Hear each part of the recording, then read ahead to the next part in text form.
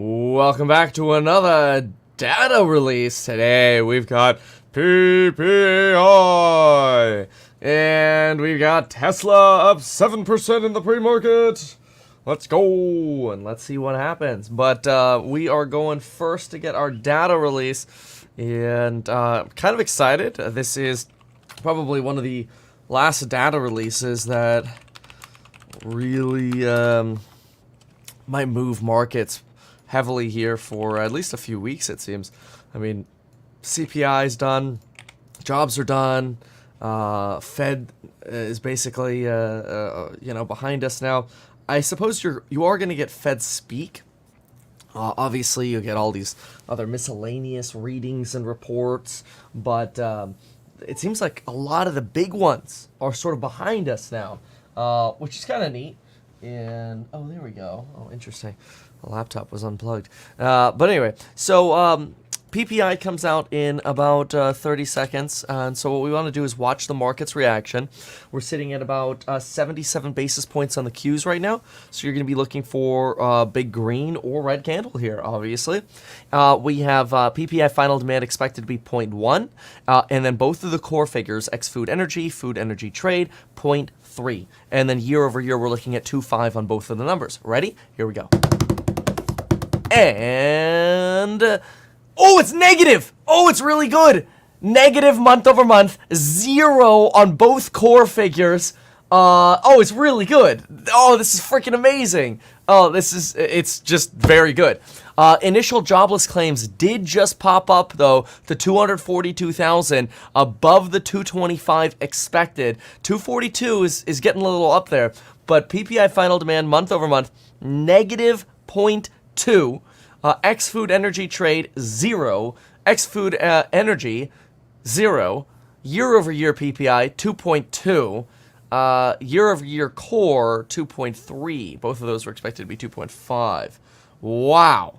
I'm actually surprised the Qs are only up like 20 basis points or 15 basis points here. That's kind of crazy.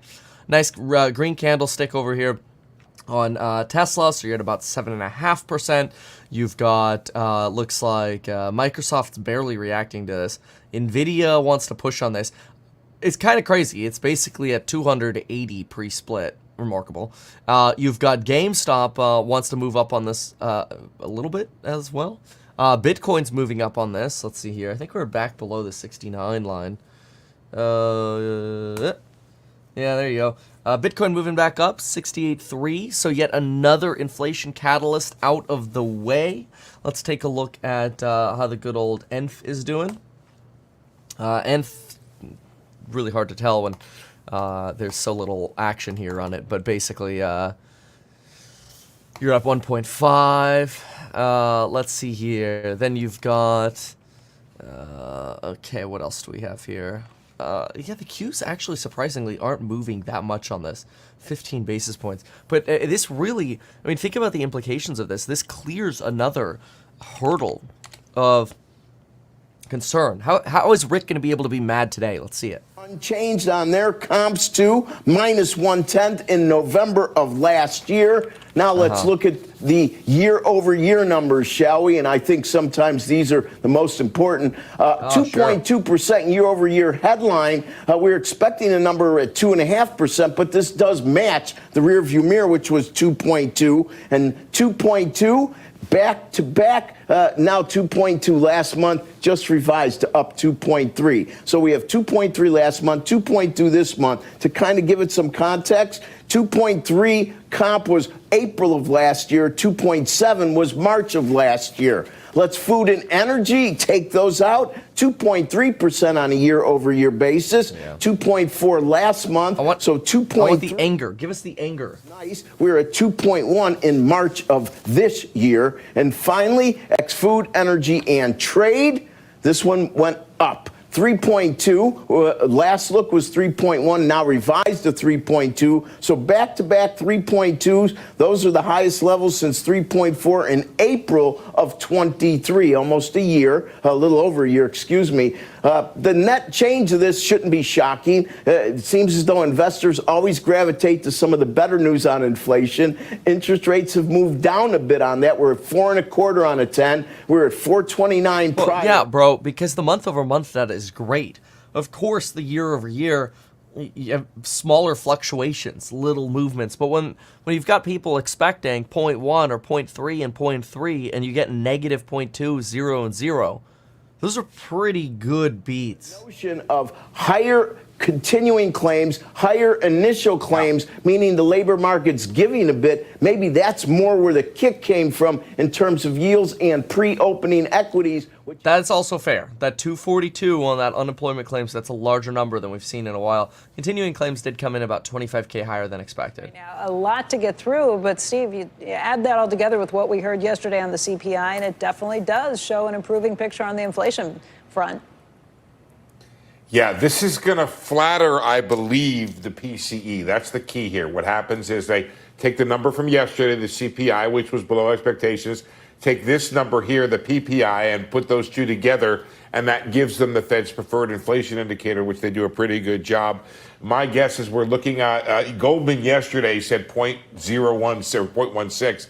I think it may even be lower than that, but we'll have to wait until they run their models later today. What's interesting about this and what will help, I believe, the PCE is the goose egg on services. That's going to be a big part of it. I was looking for the trade part. I didn't see that in there, but in any event, the service number was 0, and here's a lot of negatives out there on the trade numbers.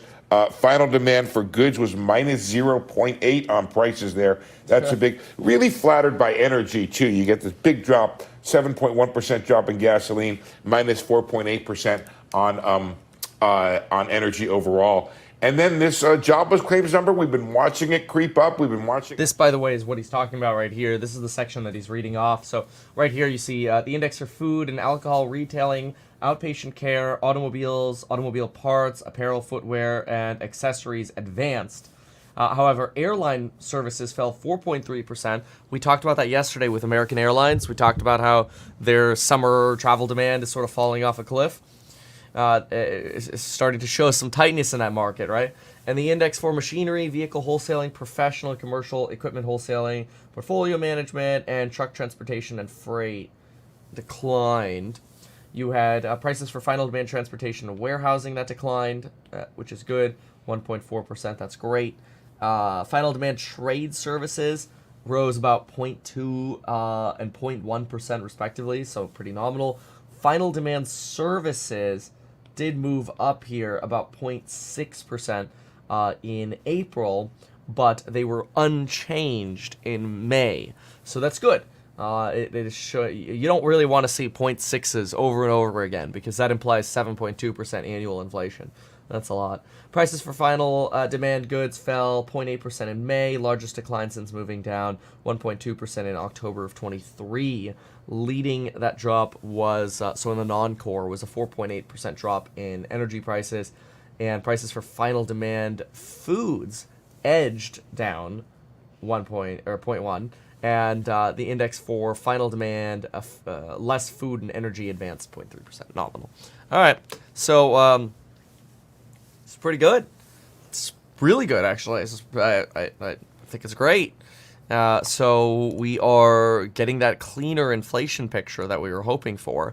Now that puts us on the 10-year down another 4.1 basis points today. So we're all the way back down to 4.25, which is where we were not too long ago, like a month or so ago. Inflation numbers before. You're saying, okay, maybe that was an anomaly that we saw before, but that's kind of where the debate comes down on all of this. And you were pointing out the 2-year just over, we were looking at a 3-hour chart for the 2-year. If you look at a longer 1-week chart, that shows you the undoing of where yields rose because the jobs number was a little stronger than expected, and maybe these continuing claims take some of the wind out of the sails of that jobs report too. Up and down and right back to where we started almost. An awful lot of volatility in there. And I think the Fed's job is to step away from that and take a broader look at it. It's just this forecast has to be right here, that the economy holds up, that jobs hold up. I've showed you that chart. I don't know if we have it available. It shows the unemployment rate is up from 3.4, 3.5 towards 4%. The inflation rate has been coming down. The Fed is going to be at what was its inflation forecast for the full year. It does have a basis effect problem where some of the low numbers drop out and has to do even lower numbers to keep up with that to hit its target. But, I've said this before, Becky, it would sure be a lot easier for everybody involved if the Fed was trying to hit a target between, say, 175 and 2.25, and it was thinking about reducing rates if inflation came within a range of 2.5% to 3%. What we're trying to do here, what's so ludicrous about this, is trying to figure out the price change on a $22 trillion economy and reacting to a tenth or a hundredth of a point here. I don't think it serves anybody well to be trying to go for that precision, or that policy can be done with that kind of precision. Okay. I like people tweeting now. Time for the Fed to release revised dot plots. Conversation, we're bringing Kitty Richards, former Biden Treasury official and senior fellow at Groundwork Collaborative. Also, Joel Griffith, he's a Heritage Foundation economics research fellow. Want to get your reaction to the number and where you think we stand, and maybe what Jay Powell is going to do all about it. Kitty, what do you think? So I couldn't agree more with Steve. I think there's a really big risk here that the Fed is behind the curve. Folks who thought that they were too slow to move on inflation should also be concerned that they're being too slow to move on disinflation. We used to talk about long and variable lags with Fed policy, it being a blunt instrument. And now we're in a position where the Fed continues to hold rates at very restrictive levels, despite rapid disinflation. And I'm really concerned about the knock-on effects, not only to the labor market, but actually to people's pocketbooks, right? It is now much more expensive to buy a home, to purchase a car, because of the cost of borrowing. And those effects of the Fed's interest rates policy, I think, are now swamping any effects on prices in those really key areas, especially in shelter, where people's mortgage rates are up. Right. It's a real problem.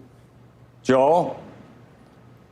Well, I think I want to commend the Fed for actually not having lowered rates just yet. And the numbers today should not be forcing them into drawing any conclusions otherwise. Even with this small downward tick on the core prices, you got to look at what it's been like over this past year. We are still trending at around 3.3% on that headline number, even with today. Oh, relax, dude. Oh my gosh, whatever.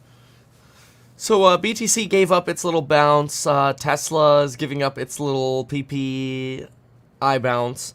The Qs gave up their PPI bounce. And Apple is as well. So for some reason, the market doesn't really seem to care about, a substantial contributor to the Fed's favorite inflation report, PCE, and the fact that it was really good. I still don't quite understand that bizarro sell-off at the end of the day yesterday because, maybe we just ran too hot during the day. But it just seems like the direction here should be up on what we heard and the data that we're getting. But, things seem to be broadly up. I guess it's just like, why is it not up more? So if we look at the pre-market here, let's see what's red. We do have a page of red, just barely. Looks like Virgin Galactic, Ralph Lauren, short the Qs, Google, Intel, Intuit. These guys are slightly red today, but none of these are really big movements. Ralph Lauren 5%, but Virgin Galactic 10%. But other than that, not huge movements. Tesla's the largest mover to the upside right now, 4% on Open Door. GameStop's 5%. Barnes & Noble, yes, they're unhalted. I wonder what their regulatory concern was. I remember they were halted or suspended for a couple days or whatever on regulatory concerns. CEO has resigned, announces a new CEO. They announced getting a line of credit up to $325 million.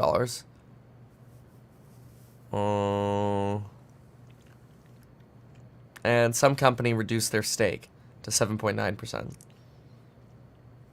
Interesting.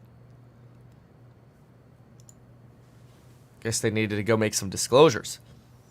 Anyway. Oh, this is an interesting phrase. Woof.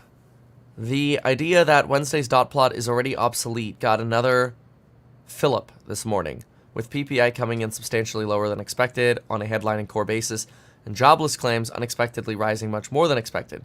It's the highest read on initial claims since last August, and it's the biggest downside miss since February of 22 on inflation.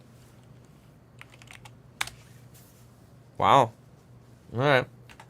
Are starting to reflect the reality that we see in other areas like JOLTS. Well, as far as the inflation data, you can make it a Rorschach if you want, but it shouldn't be. If you look at any of the month-over-month data points, within the last 6 months or sooner, we've had much steeper drops. If you look at the year-over-year data, it's all rather high. And every revision in the rearview mirror was moved higher. So if you look at final demand year-over-year, the first 3 months of the year were higher than our current 2 month, or lower than our current 2-month read. If you look at ex-food and energy, 2.3, all the first 3 months were lower, dramatically lower. And if you look at the final number, year-over-year ex-food, energy, and trade, as I pointed out, and I can't stress this enough, 3.2.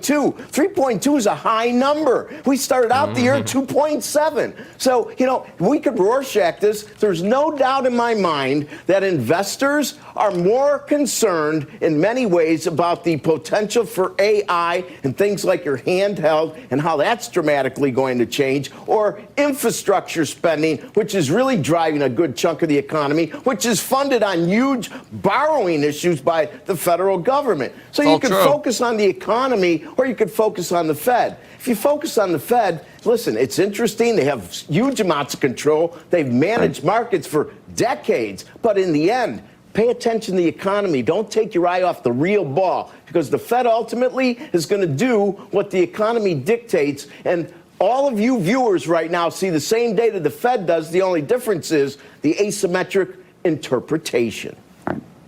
Kitty, Joel, Rick, and Steve want to thank you all. Appreciate it. Thank you. When we come back, former Fed Vice Chair Roger Ferguson will share his reaction to yesterday's rate decision and Chair Jay Powell's remarks. We'll also get his thoughts on what this latest PPI read and the CPI read from yesterday tell us about the inflation outlook. We'll be right back. All right. I mean, look, he's not wrong about the government spending, infrastructure spending, and the borrowing that's going on like this.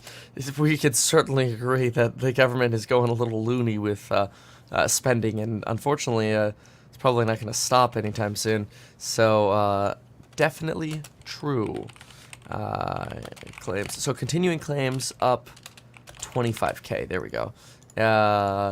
And we were expecting 225 for unemployment claims, initial claims, and that spiked up to 242. So, and then again, this on PPI was the biggest miss since February of 22. Okay, interesting. So, his largest claim, though, was that basically the year-over-year figure is what he was focused on. Now, he focused on food, energy, and trade. So, in other words, trade is really driving up. Like, once you remove inflation, or remove trade, the inflation read is going up. Because if you just look at PPI year over year, it's 2.2, which is great. We were expecting 2.5. If you look at year over year food energy, it's 2.3. We were expecting 2.5. So, that's great. But if you take out trade, which must be a big negative contributor, you go up to 3.2. So in other words, without that negative, it pushes up. Okay? So that number has been lower. In November of 23, it was down at about 252. So it's worth noting that. So year over year, food, energy, trade comes in at 3.1%. Up from 2.5% in November 23, implying trade could be a heavy negative. Okay. Year over year and year over year X food energy both come in lower.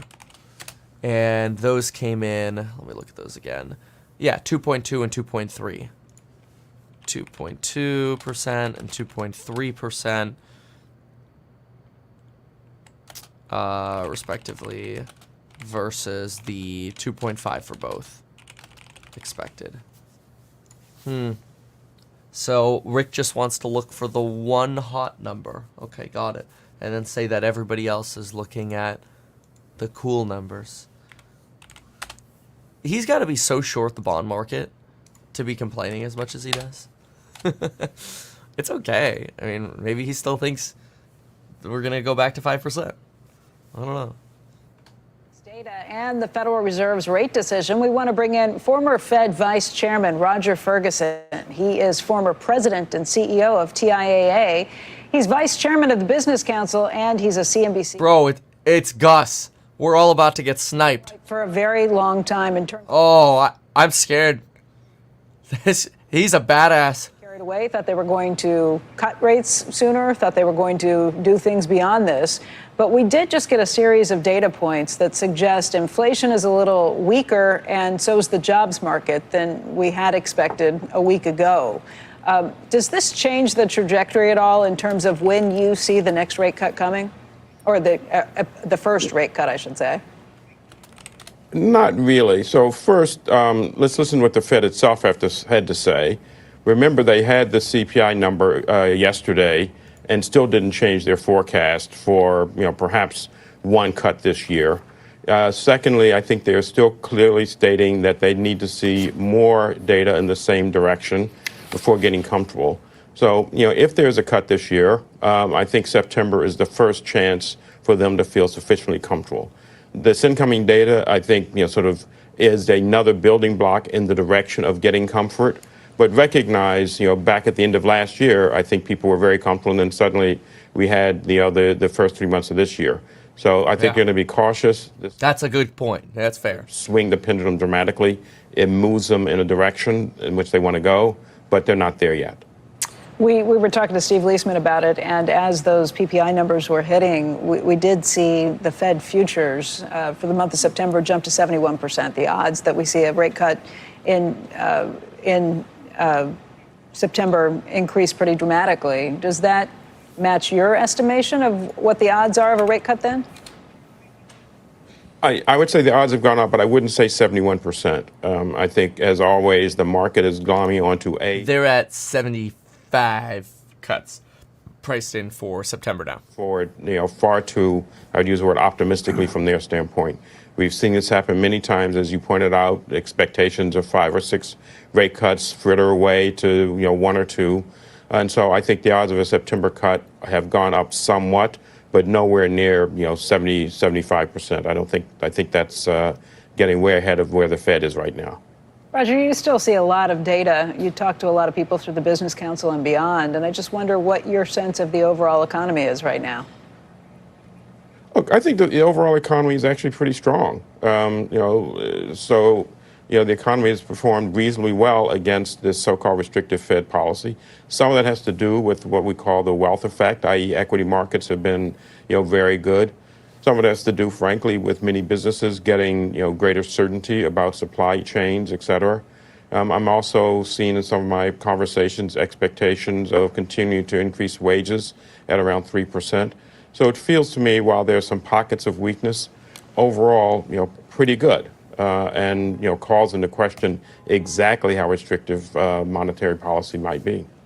Ian Shepperton was with us yesterday, and he made some really good points just about how there are some real pain points in the economy. He mentioned small business in particular, and the idea that they have to pay 9% for loans at this point, that being really something that can clamp down on job growth, because small businesses, which are a huge engine of hiring in this country, can't afford to expand when those are their costs.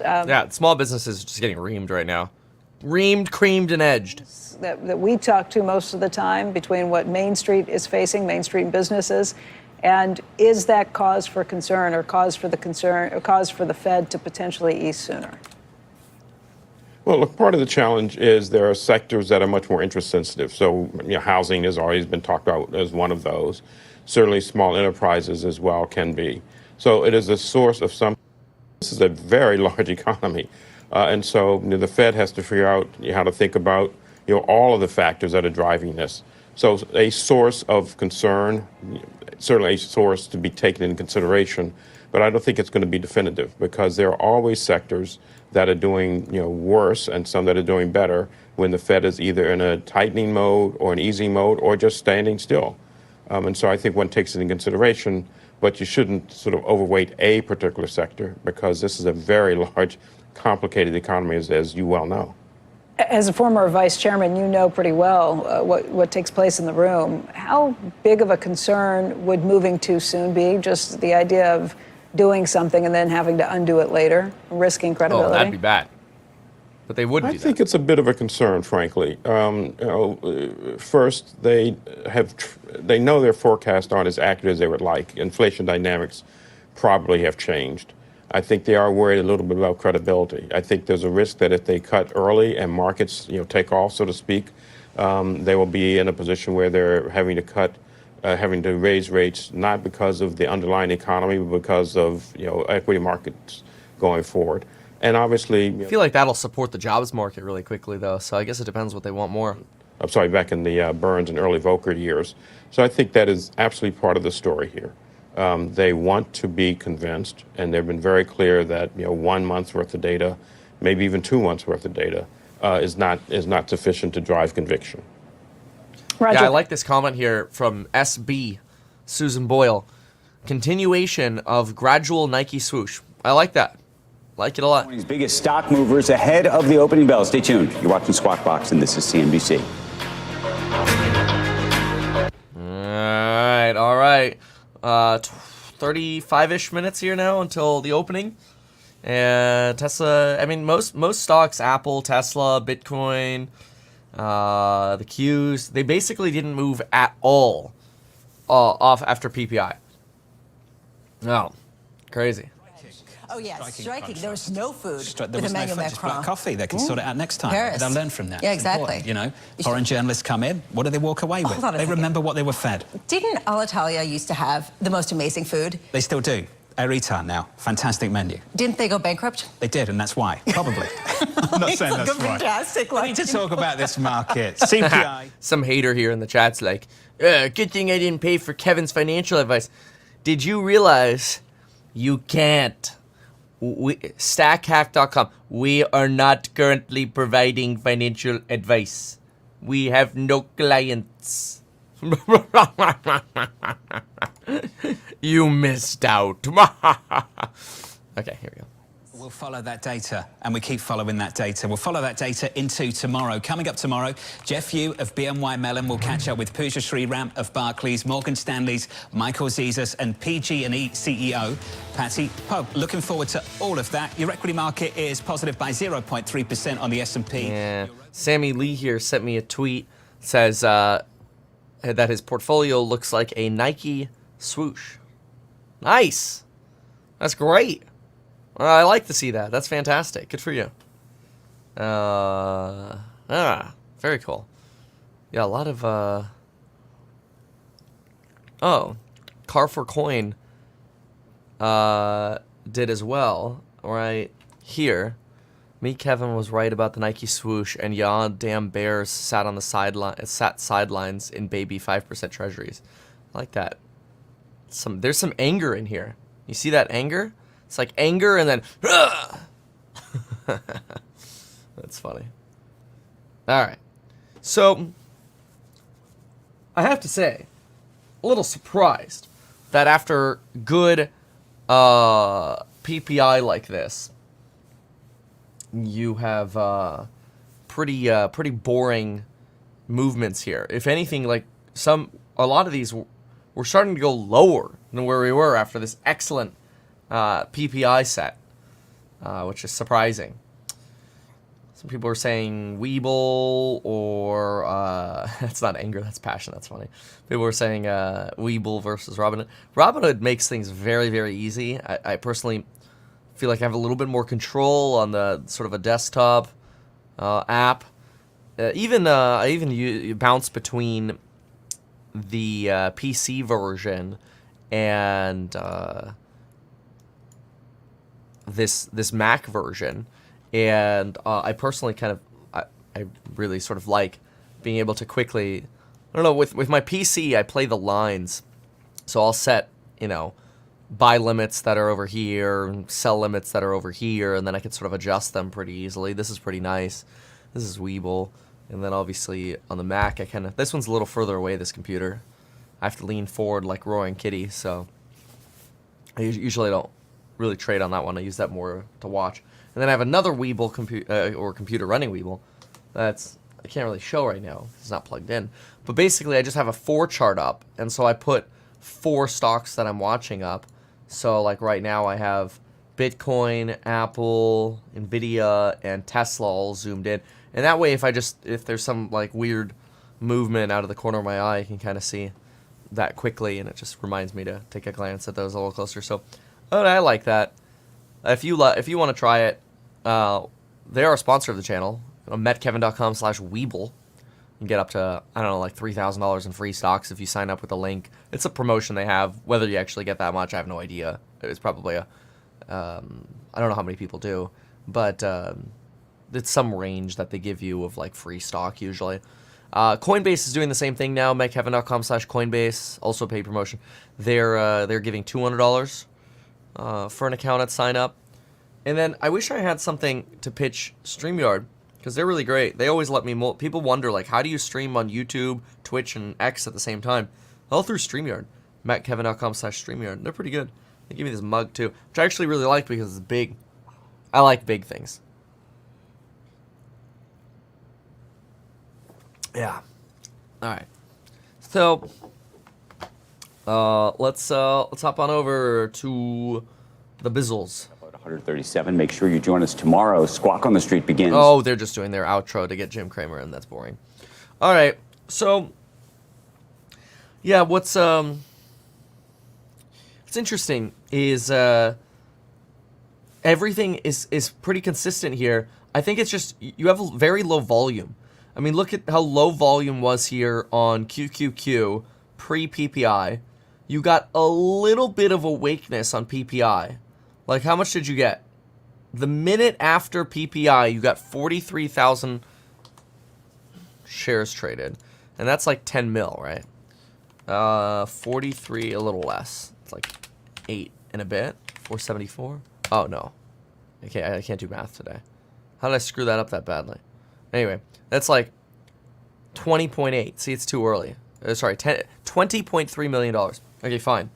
But in the minutes before that, you were literally trading 474 times 431. 200,000. So you went from 200,000. You 100x'd volume for a few moments. And now your volume's back in the toilet again. So I wonder where everybody is. Is everybody just sleeping in after Fed Day? You know, exhausted? Coupon expiration day's over? Going back to sleep? Rolling back over? I don't know. What's going on here? I don't know. Now, that's hard. I mean, even Walmart would tell you, listen, we can't get it rolled back that far. There's so many issues in this economy to make it so people still feel like that inflation's not beaten. It's not going to be 1 month. Dave, it's not 1 month, maybe 1 year before you really feel like inflation's beaten. All right, but do you have to wait? No, but I don't like any of these things which says, well, now it's going to be September, because every one of these has been wrong. At a certain point, I just say, you know what, these are wrong constantly, so I'm not going to, like, buy. How many times in life are we willing to be wrong and say, I mean, I remember the Eagles, we went 1 for 6, okay, in the last, every single one we said, you know what?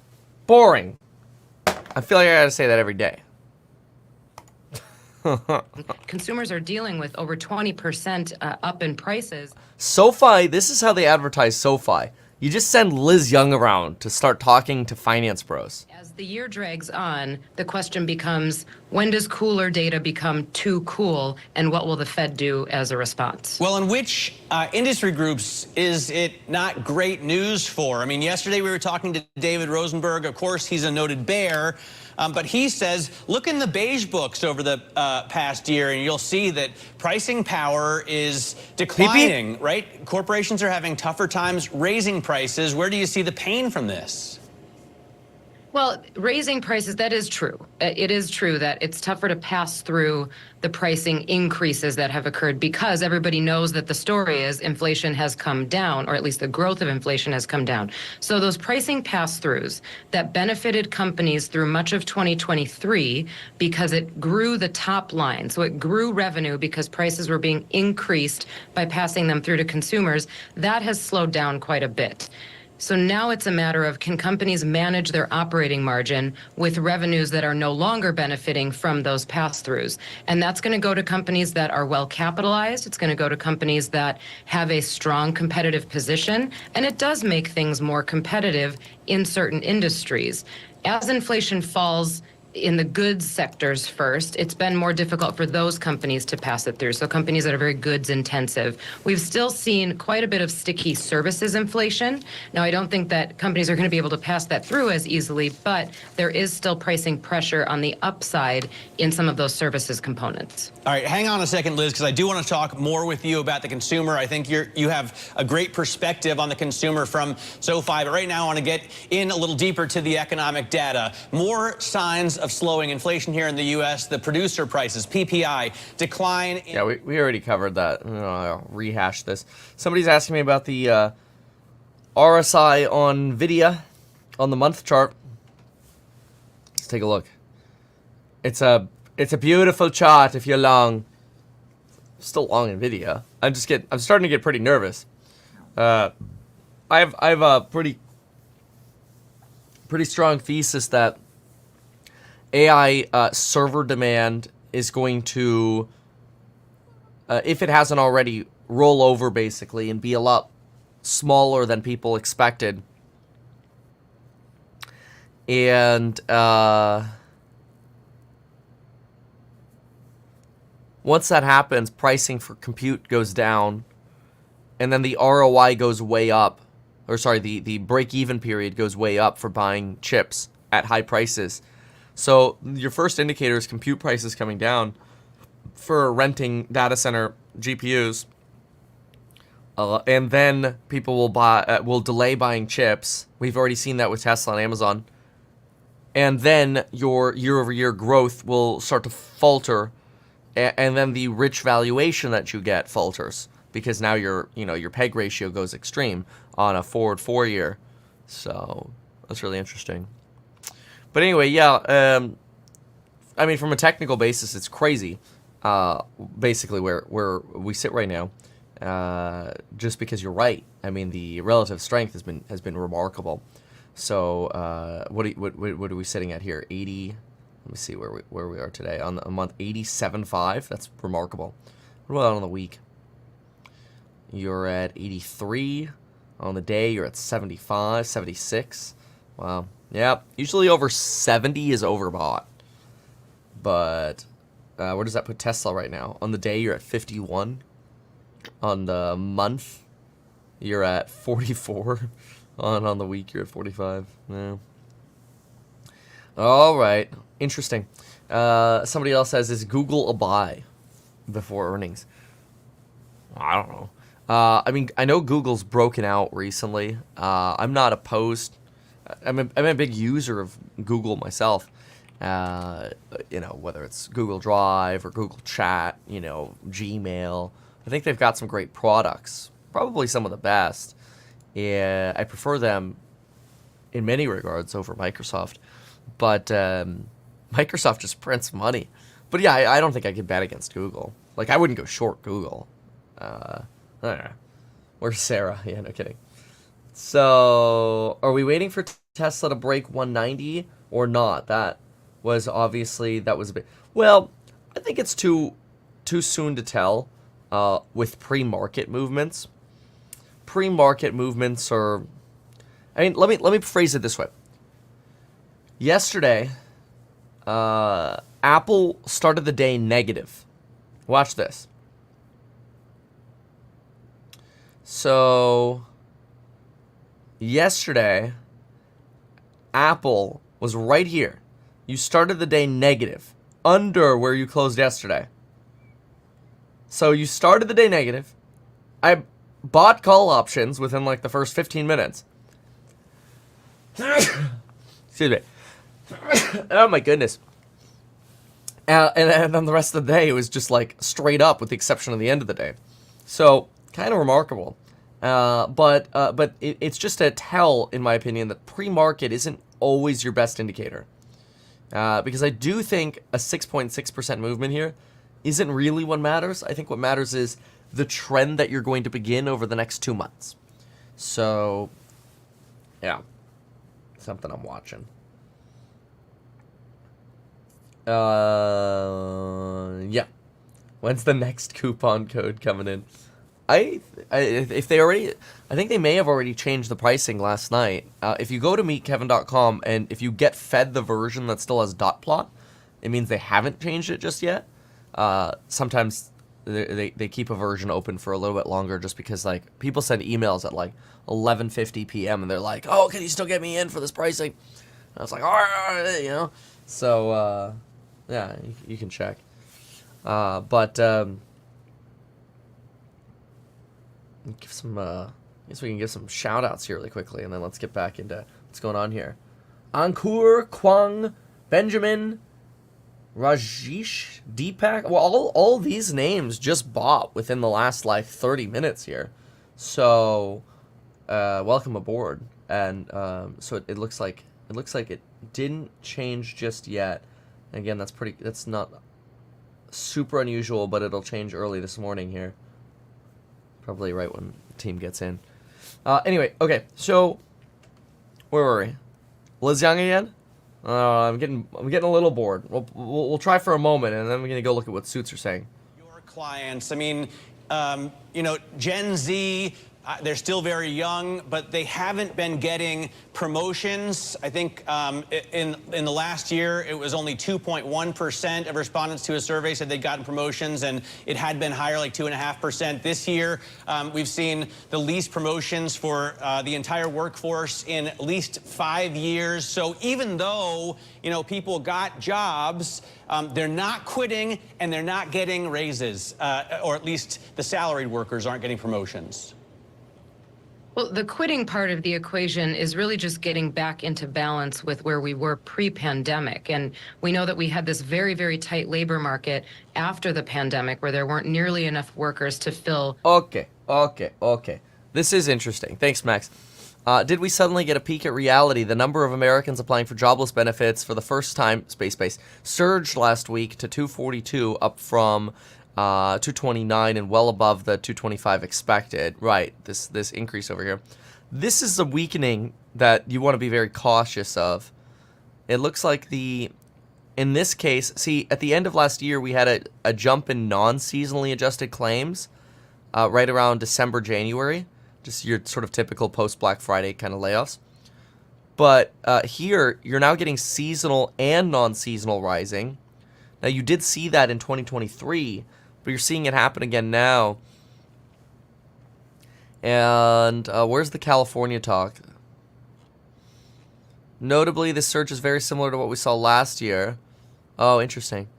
But not the prior few years. Not a seasonal pattern per se. Wow.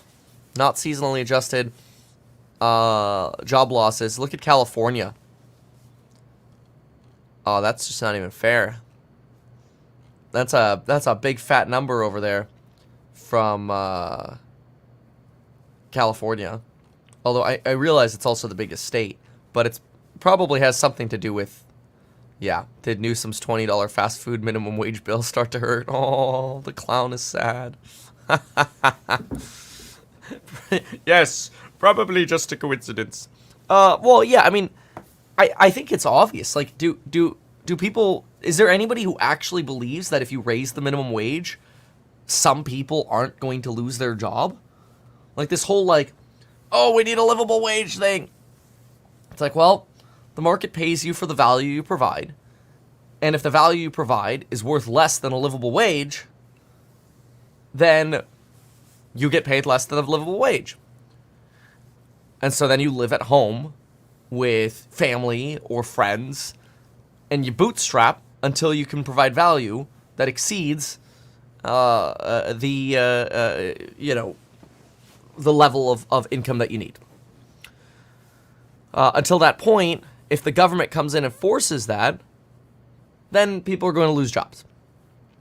It's pretty simple economic theory. And I think it's when we take theory and apply it to reality, we could see that it turns into fact pretty quickly. As far, the same argument can be made of rent control. Rent control is a nice little bandage for current tenants, but it actually screws tenants in the longer run. Prevents them from wanting to buy real estate. It increases real estate prices. It incentivizes people to build luxury as opposed to affordable. It's rough. So let's look at what T.S. Lombard says about inflation yesterday, because they're usually my bears. So I like paying attention to the bears when I'm bullish, and I like paying attention to the bulls when I'm bearish, because I don't like confirmation bias. I want things that are different. I don't need another me, because I'm not going to learn anything new. All right, so what do we have here? If May CPI data prove anything, it is that 1 month's data report can deliver almost anything. Okay, yeah, like a high dot plot.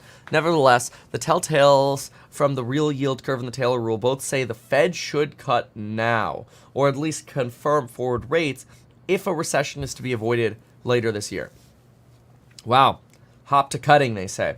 The sharp decline in inflation, especially in service inflation, is obviously welcomed, but it's hard to believe the sharp drop in core inflation does not reverse in June to some extent.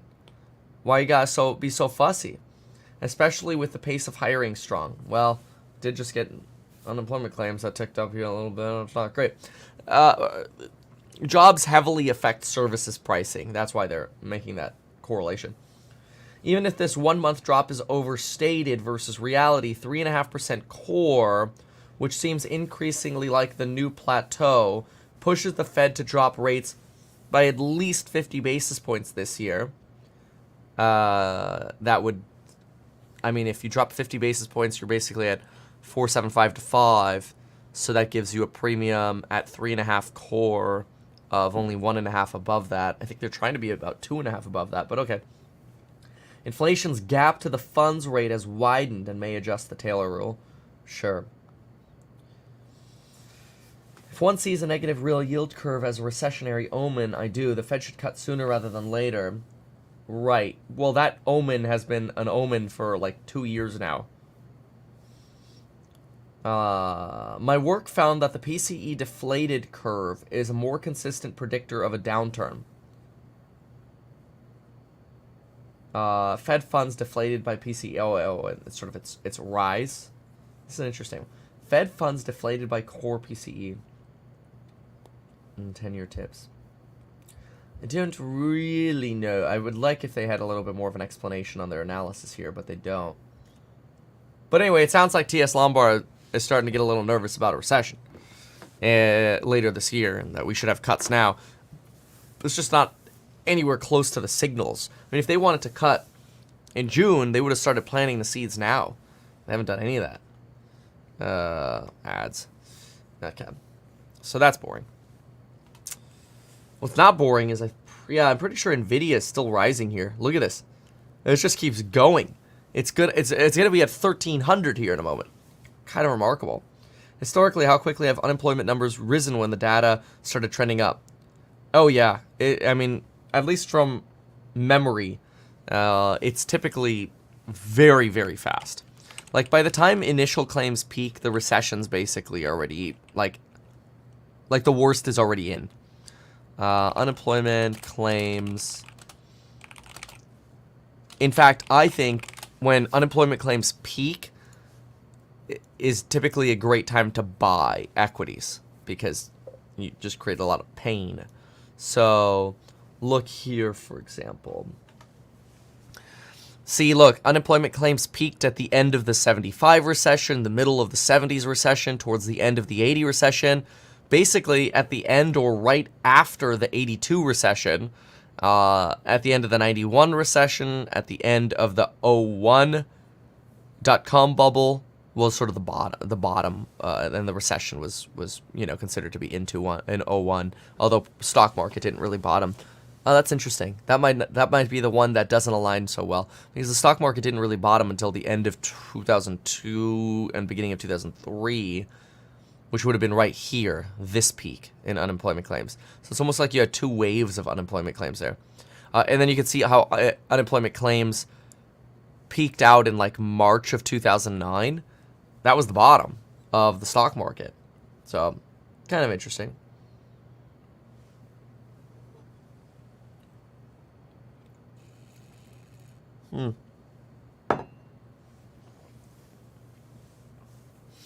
Okay, very good. Let's go over here. Plan to pay on that, but I just come away from this and I say, listen, if you've been buying Nvidia, keep buying. It's an Nvidia. Oh no! It's also No! Oh, the top is in. As we envision secular growth in the AI semiconductor business, i.e. custom accelerators and high-speed networking chips, coupled with revenue and cost synergies associated with VMware, the acquisition of that driving positive revisions to EPS and free cash flow. Yeah, and look, there's so many positive notes in this thing. Hawk is a tough guy again, but he did call the bottom in servers, but he's still getting hurt, by the way, in cell phone. Imagine when that turns, because wait, he's getting his big cell phone. A big North American client, which he did not mention this time, could be placing orders. Obviously, I'm talking about Apple. Since I'm allowed to mention their name, he's not. But I do think you said in Q2 we saw a bottom in service storage.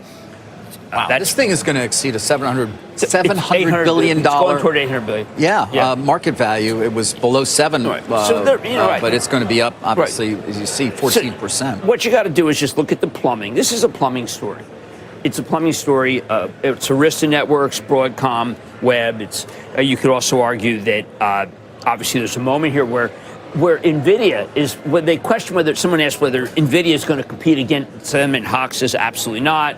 VMware is a thing that's starting to pay off, not big yet. But overall, all it is just mirrors everybody else who's providing plumbing to any data center. The data center remains, you said something at the very top of the show, which is really important, that people aren't buying anything other than the truly secular growth stories. The data center remains number one, even as many people don't want it to be anymore because it seems tired and expensive. It's not. B of A takes Broadcom to 2,000. That was something. Goldman did say, quote, we believe the bottom is in, to your point about. Yes. And I do like Ben Righteous, who just says, look, forget about it. These guys are just fabulous. Study the data center. Study everything that goes into the data center. Study who supplies power to the data center. Study who builds the data center. Study who owns the data center. Figure it all out. That's all there is to it. There's Vertiv. Yeah, and then as soon as you figure all of that out, data center demand will peak out. They'll have to lower prices. Margins will go down, and you'll be pissed. Question mark. That's Constellation Energy, and yesterday, and how are we going to? Said that, and whether we're going to need a resurgence of nuclear power. You see 10-year contracts soon between natural gas companies and data centers. It will cause a surge in nuclear power because the power is going to grow 6%. I had Patty Poppy on last night, which is from PG&E in San Francisco. The amount of, in the Northern California, the amount of power that they need. I mean, it's all right. So their semiconductor solutions at Broadcom came in at 7.2 billion versus 7.1. Adjusted beat as well, 12.49 versus 12. 10 for 1 forward stock split. They got a copy of NVIDIA. Broadcom, let's see, AV go. Oh, it's up 14% right now. CEO says AI revenue will be 11 billion in 2024. AI and VMware offset woes. Q2 revenue from AI products 3.1 billion in a quarter. It's pretty good. Wonder what the margins are in it. So let's see here. Broadcom.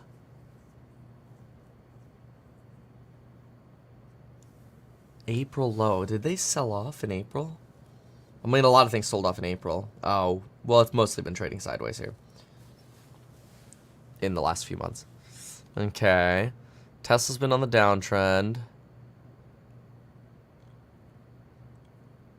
Dave & Buster's is falling under its 200-day moving average. Now, that's an interesting. Yeah, they ran all the way up to like 65 bucks there for a moment, and they just keep plummeting. Look at that. They're down 7% right now. They're going right back to where they were. It's crazy. Craziness. Oh. All right. So, boomer time. Tesla and Elon Musk fans. You seem to miss them in your. Pierre. Someone who's getting upset by like a very polarizing personality. Maybe you have another person that is actually very enthusiastic about it. So yes, there is a demand issue for Tesla. You pointed it out. That's right. That's really like the number one controversy on the stock today. I wouldn't associate that to this idea that Elon Musk would be damaging the brand. I think it's a shortcut that doesn't really make sense from like an analytical standpoint. Right. The situation that we have today is that Tesla cars were selling so well that at some point, Tesla management, the market, a lot of observers, including me, thought that market could keep growing and more and more people could buy these cars. Okay. What we've realized in the last 12 months is that these people are actually not that many, and we need cheaper Teslas for Tesla to keep growing. Okay. Hey, Pierre, listen, I'm just trying to take a contrarian view with the bullish analyst. I appreciate your time. Pierre Farragut of New Street Research. Coming up, we're going to give you the morning calls, and then later we'll speak to Adam Hetz of Janus Henderson, who's seeing opportunity in U.S. small caps and mid caps. This is Bloomberg. Bloomberg. Yeah, okay. So, Pierre. Pierre. You know, he's on the earnings calls all the time. Kind of cool. Yeah, look at that. Dave & Buster's down 8%. So why is it down 8%? Dave & Buster's. Let's see here. Okie dokie. Here we go. Let us see. They had earnings. 7% after earnings miss. 385 million in Q1 entertainment versus 404. Oh, the consumer's dead. Recession. Q1 588 million versus the 615 expected. EPS comes in at like half, 99 cents versus 176. Yikes. And then you get a bunch of price target cuts. Rip. Oopsie doopsies. Okay. So it explains Dave & Buster's a little bit. Let's go out here. Broadcom, 14% now. Tesla, 6.6. GameStop's 3.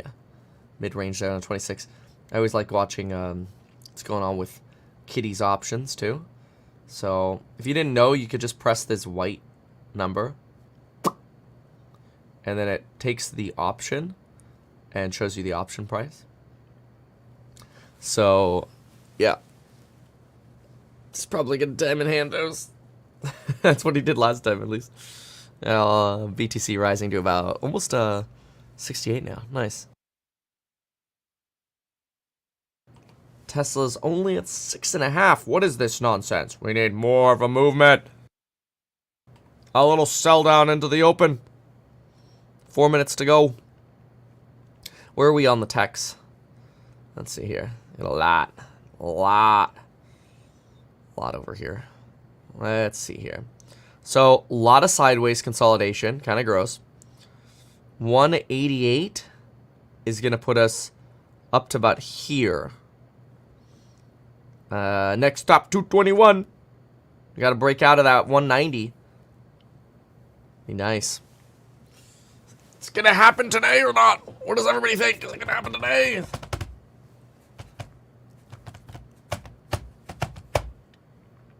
Yeah, I don't know. All right, 3 minutes to go.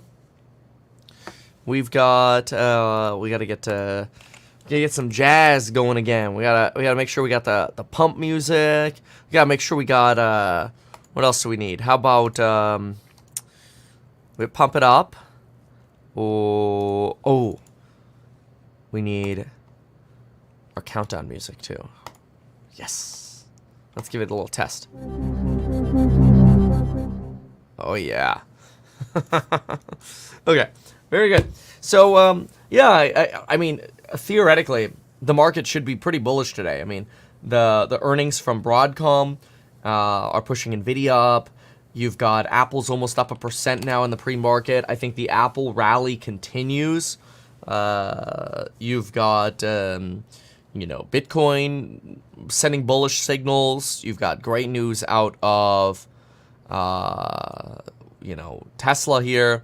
You've got great news out of the Fed overall, I think. Again, with CPI yesterday, PPI today, jobless claims starting to tick up. So usually, I don't really like seeing when jobless claims tick up because it kind of means you're already in it. You're already in the deep.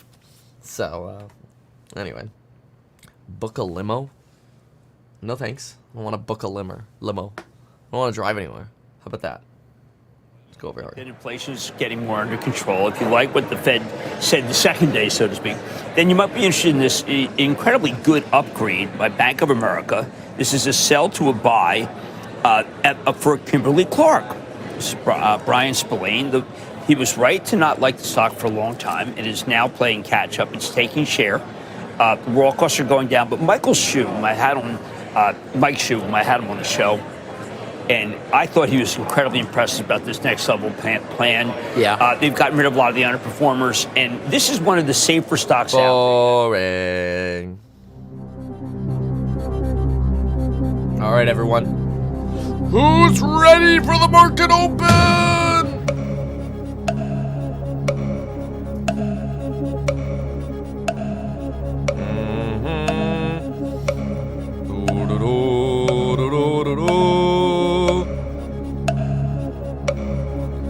Here we go. Where are we going?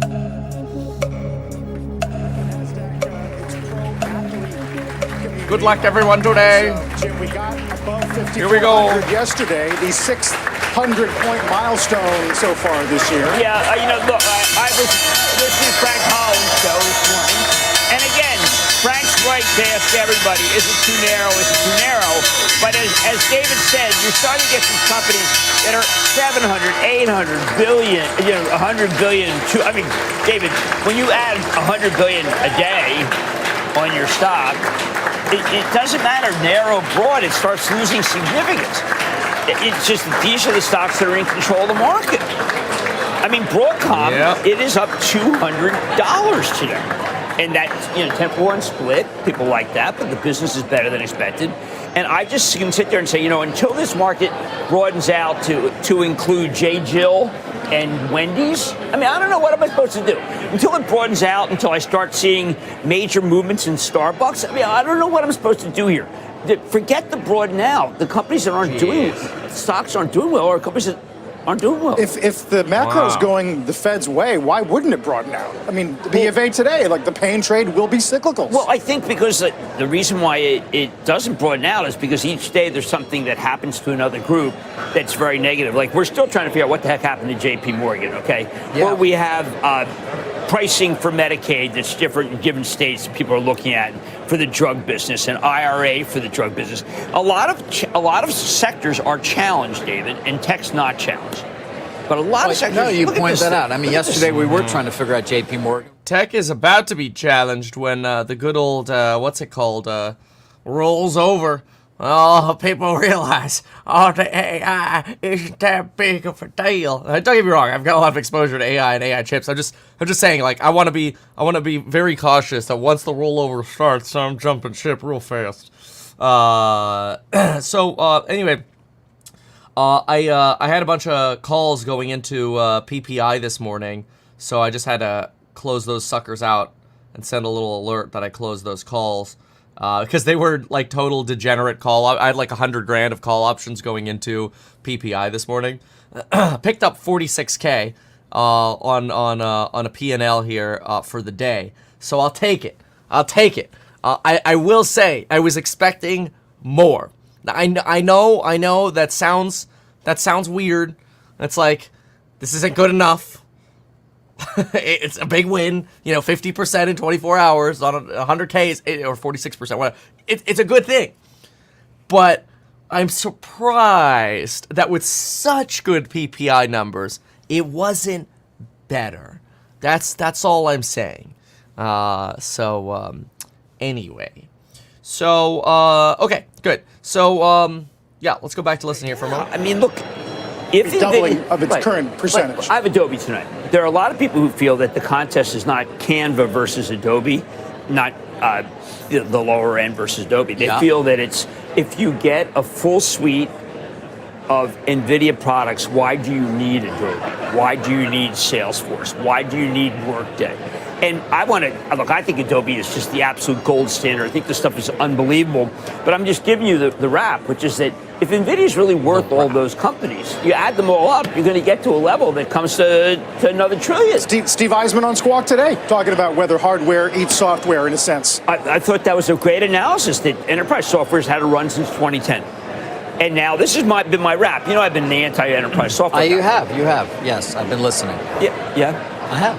Yeah, well, there's... And you've been talking about the challenges that has. And to Carl's point, this idea that now hardware is going to supplant it in some ways Jensen would say, did you listen at all to GTC, Jim? Because they have do a lot of software. Right, at NVIDIA. Yeah, well, they do training. The training software is really... You always hear... It's like there's this moment... You're buying more than the chips. Right. It's like, yes, there's this moment when Ellison just says... Ellison, how much is he worth again? 140 billion. Okay, so he knows more than we do. Yeah. Where he just says, look, here's the deal. We do training, meaning they don't do inference, because inference is considered to be a commodity now, but training is no commodity. I mean, because if it was a commodity, AMD stock would. They don't have the great training facility right now that NVIDIA has. Look, NVIDIA, I don't know what to say. Where are the sellers? How about that? Where are the sellers of NVIDIA? I mean, it's split. Carl, you had a huge split this week. Everybody, the week of the split is always not great. It's always not great. Maybe at some... And it's been pretty good for NVIDIA, in fairness, so far. It usually does. Although, then I think about it, and it's like, Apple's still Apple. Microsoft under Nadella. Interesting journal piece today in terms world of dominance. You are getting some red candles here, though. Look at this. They got NVIDIA just red candled. Broadcom wants to push, but they had a red candle at the start. Apple's giving up over here. Really bizarre day. Bitcoin's going up, which is supposed to be bullish. You've got a move here on Tesla, so it's almost like it sort of created a little bit of a near-term bottom. And then you've got the Qs are basically where they were when we right before PPI. In fact, they're lower than where we were before PPI, which is quite remarkable. So I think that's a little interesting. So weird. Should be more enthusiasm on this sort of day. So I don't know if this is just going to be like a slow start and then a move up. We'll see. Okay, cool. All right, let's listen into Jimbo. And as a comment on their influence, this notion that they will pay ChatGPT in distribution, where just the presence on the phone is enough of a comp. I mean, people don't understand that when you could have 100 companies that buy a lot of stuff, and the analysts on Wall Street would love it, but there's this group of people called the world. And there's also I tried to get them to do China, United States, and ROW, rest of the world. Rest of the world, yeah. Because rest of the world is a lot of people. It is. And the countries, they always list all these countries, and then you Google them, and they all have 200 million people. And you add them up, they're like much bigger than China. Right. But we don't care, because all we care about is 3 cities in China, where they sell Luckin versus Starbucks. Apple, because of that, doesn't even have to actually compensate them other than saying we're giving you the opportunity to be in front of all of these people. But people don't value those By the way, customers. Apple charges everybody else for being on the App Store an awful lot of money to be in front of people, so maybe they're getting a good deal. I know. They have far fewer apps being charged. Remember, the service revenue categories in China are much lower. They don't have as many categories. Because they still make money. They don't have things to choose from there. Yeah. Right. Well, it's just because it's a communist dictatorship. Kind of not unlike what you were calling for. Is this true? Did Michael Saylor announce a $500 million stock sale to go buy more Bitcoin? It's so funny how they, MicroStrategy does that. But that's basically what it's become known for. It's like the stock goes up, they offer more to buy more Bitcoin. Oh, it's $500 million of convertible senior notes. Oh, they redeemed fully their 0.75 convertible senior notes due in 2025. And now they're going to offer, it looks like $500 million of new convertibles so they could buy more Bitcoin. All right. So that's very interesting. Then somebody says I'm echoing. Sometimes I might be echoing if you have two of me playing at the same time. I know. We like coming for the info, but you should just play me once at a time. 62. Bitcoin is giving us bullishness. Like I don't see the bearishness on the market here. So I'm having a little bit of confusion on this behavior of the market, because it should be very clearly bullish right now, and the fact that it's not more bullish is odd. I feel like it's either wrong or I'm missing something. So I'm not entirely sure, but I am gonna put my money where my loud mouth is. Sorry. Yeah.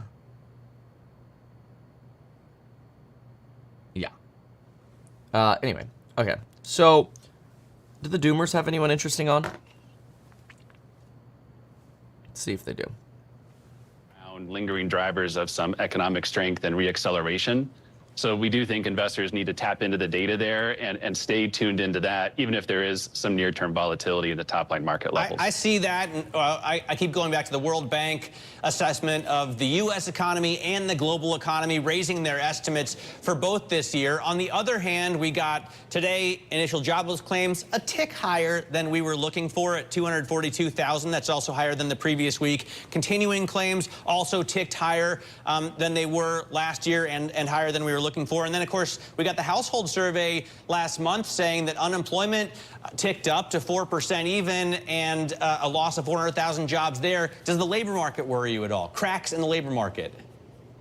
Maybe we live in interesting times, right? So PPI release, objectively, maybe bad news. It's talking about a slowing economy. Jobless claims up, slowing economy. Oh, okay, yeah.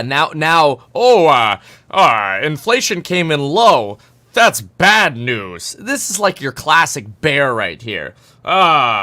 Inflation up? Oh, bad. Second wave, really bad. It's gonna kill the economy. Inflation down? Oh, bad. Economy's dying. US GDP, global manufacturing data, real income data, all very strong and staying strong. So I think if you really focus on that, then take a broader portfolio view, even in the face of potentially near-term volatility, like I mentioned, a potential drawdown in the S&P, you can look at that as more of an opportunity to invest more and hopefully broaden out of what are a lot of concentrated portfolios right now. You run multi-asset at Janus Henderson.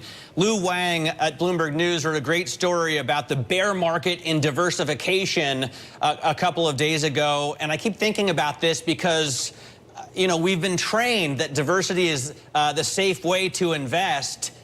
On the other hand, you'd be much better off just buying an S&P 500 index tracking fund for the last 10 years. How do you look at this? I mean, right now, all your eggs in one basket seems to be the winning solution. Yeah, I've thought about this once or twice over the last decade or so, Matt. And sure, for the most part, if you've been diversifying, you've been defending, and it keeps working in that now everybody has these golden handcuffs, in my view, as far as the concentration, Magnificent Seven, even just the top five, this historic level of concentration in the S&P. So I think that the delicate piece right now is you're thinking about this economic reacceleration, and we're pointing to some of the objective data that are driving that view, but it's still late cycle. We can stay late cycle for a long time, but it does make it an environment for risk-taking, albeit careful risk-taking. So when we're thinking about getting out of just that concentrated S&P exposure, it means going down in cap in the US, it means going ex-US. So it's not just the other 493 or even 495 in the US, it's also getting ex-US. but that's delicate. You have to be careful because when you're getting out of the S&P, you're getting out of these large cap growth exposures, which can be more defensive in nature, and you're taking more cyclical risk in a late cycle. So there are some hedges to that in the sense of we're going down in cap, we're going international, but we're staying active, we're leaning towards growth, we're leaning towards quality, and we're seeking out those margins of safety in case there are some speed bumps ahead, even if we stay late cycle for a long time. By the way, yesterday I was listening to Bloomberg Business Week on Bloomberg Radio, and I heard a bond investor talk about looking at and getting into uranium. When you look at the different asset classes, I mean, stocks and bonds we talk about all the time, but copper's been an incredible story. Uranium's had an unbelievable run. What do you think about... uranium's gone kooky. Inverse side, grains have had a tough time. What do you think about commodity investing right now? From a multi-asset perspective, that ties right into the late cycle thesis here, which is probably what brought you to that. That should be good for commodities. We're talking about still a somewhat inflationary environment, this economic strength, this reacceleration, this demand that does drive good demand for commodities. It should be a relatively good market for commodities as a broad asset class. I think if you look at the three legs of the stool from an asset allocation perspective, you think about commodities from a capital market assumptions perspective, at least when you look at our long-term capital market assumptions, you're talking about relatively modest returns, relatively high volatility, but typically very low correlation. So going back to the diversification point, that is a valuable source of diversification because it does have that low correlation and it does tie into the late cycle stage that we're in, which should be helpful for broader commodity prices. Just to round out with another asset, FX I think has been interesting in that we haven't seen a lot of movement of late for the dollar, but in a strong economy, the Fed shouldn't have to cut rates, especially with stocks at an all-time high. Meanwhile, the ECB just cut, the Bank of Canada just cut. Is there a little bit of a central bank divergence that you think is going to start making waves in FX? There are a few things to unpack there. So first, as you put it, it's this tug of war with fixed income yields. It's just boring. It's like, oh, they're going to cut, and they're going to cut. Okay, all right, whatever. All right, so what's broadly going on here? Broadcom? Anyway, $20 Roaring Kitty calls are up about 9%. Dave & Buster's is down about 10.6 right now, although it's trying to bottom out. Broadcom can't rally anymore after 13. Nvidia's at 3.2, still doing pretty good, even after Jim Cramer said bye. That was in the morning, although it's kind of sideways since then, isn't it? He said that like right before the market opened. Apple's up about 1.4%. Remember yesterday it ran to 220 there for a moment. Let's take a look at that. Look at that rally there, 220. Very nice, Apple. Then you've got, let's see here, Tesla. Tesla's bobbing around this 6-ish% level. It seems to me there's a lot of selling pressure at around 190. And so I think you've got, as we've said before with other positions, maybe a little bit of selling cleanup that you have to do, because we've had three very good catalysts for Tesla. CPI, PPI, shareholder vote. All three of them went in Tesla's favor. So obviously you want to be careful with overexposing yourself to risk, but it's volatility is the volatility chart we were talking about yesterday and the day before on the Course Member Live. We're like, typically this starts 2 to 3, sometimes even as long as 8-week long rally. See if it can hold, but clearly you're getting some fluctuation here on the early part of the day. Microsoft wants to start moving. The Qs aren't though. So the Qs are acting like Tesla. They're almost acting exactly like Tesla. Bitcoin just started rotating down again. You've got, what else here? Meta's barcoding. Bizarre day. IWM, that's moving. You've got Coinbase, Coin's coming down. Google's coming down. ARM's at 3.3. Dell 1.5 up. Was it ARM? Yeah, ARM was 3.4 to the upside. Wow, look at that. It's crazy. I had a $90 put on them, and like over in this range, and the theta decay was eating me away. But so I didn't diamond hand it. I wish I did, because this drop was glorious, and a lot of people held it. They made a killing on this drop, but it's crazy that it went down to about $88, and then from there it's been straight up. And it's almost like We'll bless this put option and then go back to the moon. Weird. So, yeah, that's wild. Because, I mean, if you think about it, at 160, they're almost double where they were at the bottom. At $90. And you know, $90 is like double what they IPO'd for. Like 40 something. I think it was like $45. So, ARM is just, I mean, you gotta give it to them. Absolutely killed it. So, good job, soft of the banks. That isn't a bank. Anyway, Microsoft wants to push again. Once it broke out of 220 or 420, it seems like it's been pretty enthusiastic. Well, look at that.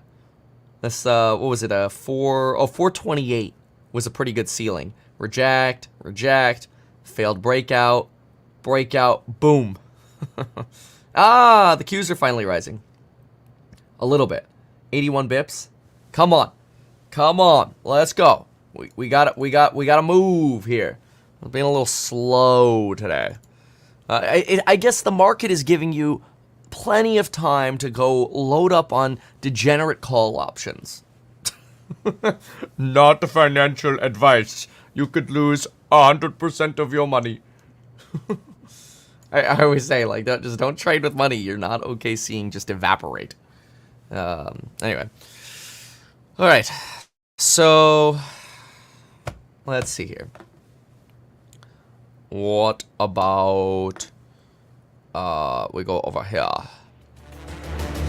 Oh, they're going on commercial. Okay, everybody wants to go on commercial break. This is boring. You know what it is? It's just no more data this morning. We got PPI, which was great.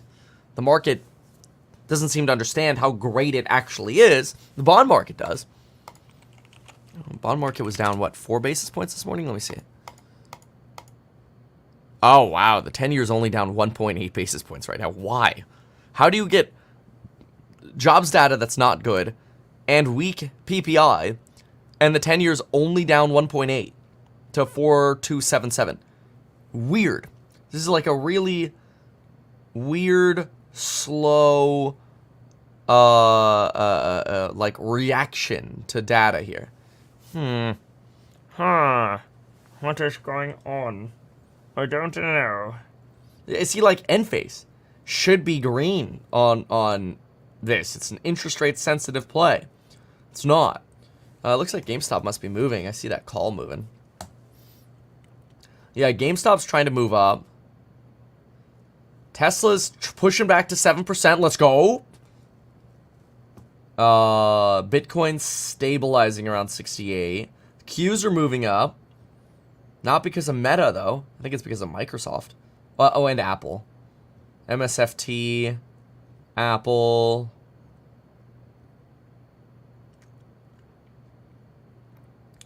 And Broadcom's 14. Okay. Come on, Tesla. 7%. Let's go. Come on, pump it up. Kevin, my man, where do you stand on NVIDIA short term? NVIDIA's a really difficult stock to short. It's just a great way to get burned. I do think the time will come to short the crap out of this. I don't know if that time is now. I mean, as I'm saying it, you got a red candlestick here, but I mean, these are 1-minute candles. But I think once the downtrend begins, it'll have a little sell down. And I think it'll be more substantial than this. I think you're probably going to break a few of these fib lines and probably go under 100. Like, I wouldn't be surprised to revisit this 80 range.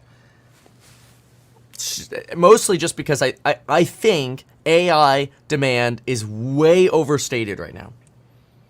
And it's just a belief I have.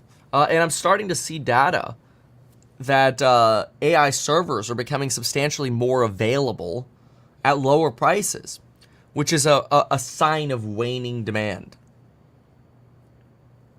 Yeah. So, I don't know. It's weird. That's all we can say.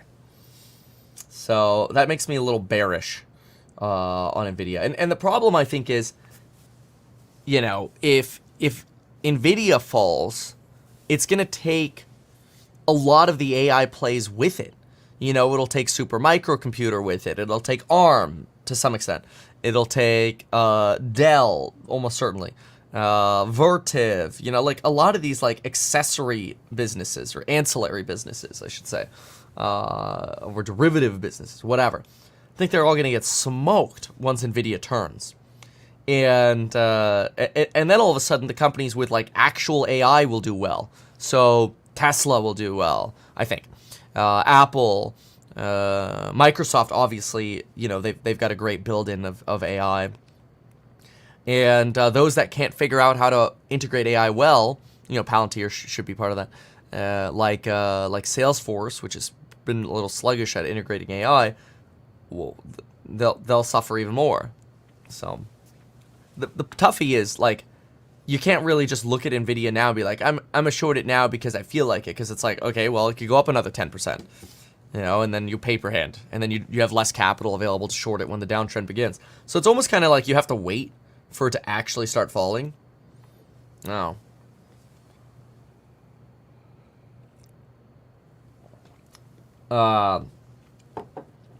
Yes, Ivo, that works. But AI software companies will go up because less spending on overpriced chips. But see, spending on chips occurs because people believe they're going to be able to make more revenue with artificial intelligence. But if artificial intelligence service demand stagnates, sure, they could get the chips cheaper, but what good does that do you if you're not able to actually sell the service? I don't know about that. I mean, it's always like chicken or egg situation, right? So, any AI tool I've used so far has not lived up to the hype or promise. The only good use I've seen is giving answers to easy questions. Right. I mean, this would be, you know, something that like an encyclopedia could basically replace. Yeah. Fed Williams, Dove Hawk scale. Fed Williams speaks into it. You know, that's the thing, is now you're going to get all the Fed speak. So, who'd you say is speaking? Williams? Williams, he's kind of mid-range. He's a mid. I mean, what are they going to do? Just cheer the inflation numbers, you know? Haven't did the coupon code expire. I think the guys waited until, like, first thing this morning, so they're not in yet. Probably because of emails. I could tell you, if we have a bunch of emails, then that's probably, oh, yes. Want to buy more courses. Course member bundles. Okay, yes. It'll probably be like 8:30. Yeah. Alright, so, alright. GameStop's given up a little bit. Nvidia's just try it sideways. Tesla's frankly trading a little sideways here. And then you've got Bitcoin down. The Qs are where they were before PPI. Apple's at 1%, which is cool, but you know, you're not really moving here. So I think from a day trade point of view, it's a little boring. I think what you need is I think the way to play this would be swinging. So I probably won't day trade much. I'm rather going to go for swings. And so, like, I'm personally curious and very interested and exposed to swings on Tesla. Looking for calls that give me some more time so I don't have to sit in this consolidation today and freak out over it. So anyway. Somebody says, you guys are severely underestimating AI. I'm at a Fortune 500 company that is heavily deploying AI. The implication is we need 1/3 of the workforce to do the levels of work the company currently does. So what company is this? And see, like, you have to think about it this way. So the company deploys AI. Cool. The customer gets a slightly better experience. Cool. So EPS can go up at these companies. But how much compute do you really need to do that? Like, I feel like the vast majority of AI that's being deployed is in sales with chatbots and information lookup. These are not hard systems to deploy AI for. They're not that intense once they're trained. So I'm not convinced that just because, you know, this could have a huge impact to like a sales business or a chat, point of view or customer service point of view, I'm not convinced that that is going to use so much compute power. Oh, not convinced. Somebody says Amazon. Okay. London Breed is getting put in timeout. There we go. Okay, so somebody's saying Amazon. Okay. Oh, wow, Microsoft gave up a little there. Oh, look at that. So did Apple. What's going on? Amazon. Oh, Amazon's green, but only 25 bips. Yeah, I think Tesla really wants to explode, but the slowness on everything else is almost holding it back. And look at that. Q's down a bit here. Bizarre. My company, UPS, got rid of tons of human resource and replaced them with Fountain AI to hire new employees. Quality of employees has gone down since then. Yikes. I'm at a large utility company. We have our own data center for AI. Now, that's pretty cool. That's pretty cool. Like predictive maintenance, probably a big deal. I work for a data-centric AI platform company, curation, labeling, model evaluation. Loads of people are deploying AI products, but very, very little are revenue generating. Interesting. Yeah. Business outcomes, thumbs down. See, yeah, that's the thing. It's like, yeah, maybe it saves you some money, saves you some cost, but you're not building the rev. I work for Dell, and we use AI a lot internally. First of all, I'm sorry. I'm just kidding. If you have stock comp, it just doubled. So, congrats. But, no, that's really cool. So, if you work for Dell, are you in software development? Because it would make sense that you would sort of run GPT and Copilot a lot in software dev. I see that.